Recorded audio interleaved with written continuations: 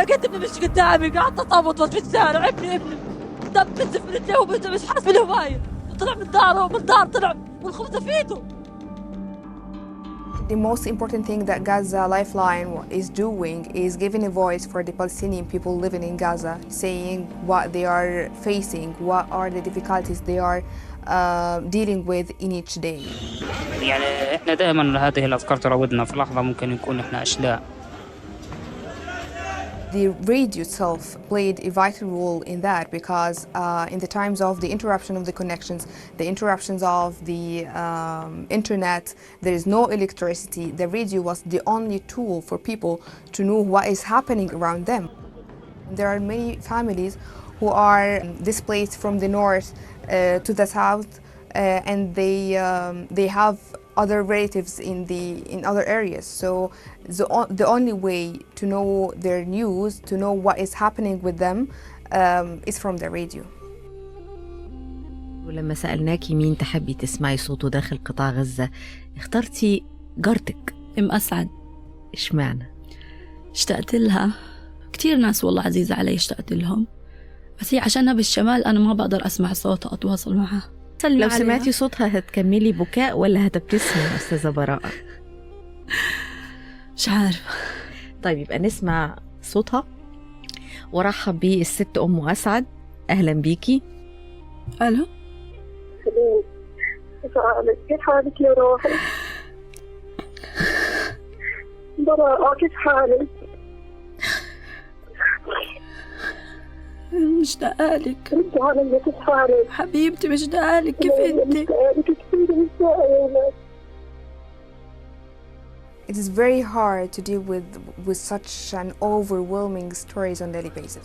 I'm talking also to other children who do not have the right for education, for playing, for having an access to suitable medical care.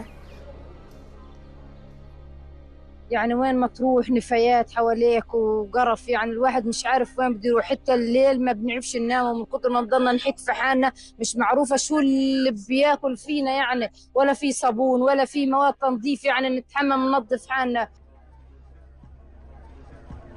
بنتي صبية تخش الحمام بتخاف لأنه لها مغطى على شرايط خفيفة اللي محطوطة، يعني أنا بجيب أكياس طحين لما بفضل كيس طحين بخيطه وبسطر، بخيطه وبسطر، إحنا مش قادرين نتحمل أكثر من هيك، تعبنا والله. عندي أولاد صغار بخافوا، أنا غير بطلعهم معهم بالليل لأنه الطيارات الهليكوبتر شغالة طول الليل. I find that children specifically should not experience something like that. We had a studio guest who was only 12 years old. We were just chatting with her and I asked her about her friends. How is your friends in Gaza? And she said, my friends are dead and I don't know why they are dead. And actually I couldn't find an answer for the girl. قبل ما تموت صاحبتي اجت لي وحضنتني وحكت هي واخوها الصغير صغر واحد، اجت وحضنتني وراحت على البرج، يعني اول ما بدها تطلع تاني درجة انتهد عليها. At the beginning of the war, people was shocked and they was believed that someone maybe will help them. Day after day, and here like we are near a year, we find that the hopes and the wishes of the people has been changed. مش خايف من الموت، بس أنا خايف أموت مقطع إيدين، ما يلاقوش راسي، ما يلاقوش رجلي، أكون كل هيك متفتفت في المكان كله، ما يعرفوش إلي جثة. One of the stories that we all cannot forget. It left a scar in each of us because it was one of the medical teams in a very dangerous area, and we could reach it. Our colleague Marwa was talking to him, and he was saying that the shots are getting closer. طبعا هي صوت اطلاق النار قريب جدا من على تسمعين اطلاق النار. هاي الحلقات قريبة جدا من المبنى. The footsteps are getting closer. The arm is getting closer, and then لقد وصلت بجانبنا مباشرة الآلية العسكرية. هل تتواصل معكم قوات الجيش الإسرائيلية أو تطلب منكم أي مطالب؟ الآن وصلوا بجانبنا مباشرة. الآن وصلوا بجانبنا بشكل مباشر. السلام. They arrested him, and he said like, okay, they came, bye, I'm just arrested.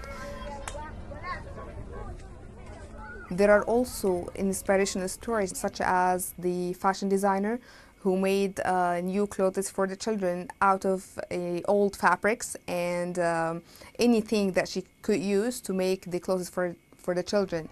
نظرا للظروف اللي هالوقت الشعب بمر فيها بالأخص فئة الأطفال، مرينا فصل شتوي وهالوقت فتنا على الصيف وما فيش ملابس أصلا معهم وما فيش ملابس في السوق يشتروها. انطلقت فكرتي من هذا المنطلق. شفت سيدات بتعيد تدوير ملابسها من ملابس حريمي أو ملابس كبار لملابس أطفال.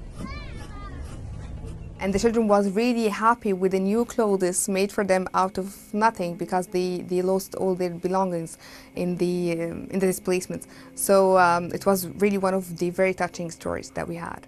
I believe that the humanity is the answer, because the only thing that make these people survive these horrible situations that they are living in is because they are helping each other.